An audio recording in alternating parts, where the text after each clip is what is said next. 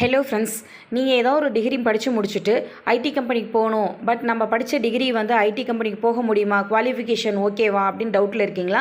நீங்கள் எந்த டவுட்டுமே பட வேணாம். நீங்கள் எந்த டிகிரி படிச்சிருந்தாலும் ஐடி கம்பெனிக்கு வந்து நீங்கள் போகிறதுக்கு எலிஜிபிள் ஆகிருவீங்க.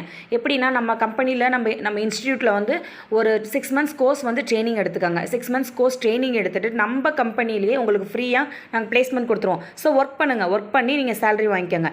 அதுக்கப்புறம் நீங்கள் வந்து டாப் எம்என்சி கம்பெனிஸில் வந்து உங்களுக்கு இன்டர்வியூஸ் வந்து அரேஞ்ச் பண்ணி கொடுப்போம். அது மூலமாக நீங்கள் வந்து 100% வந்து பிளேஸ்மெண்ட் ஆயிடுவீங்க.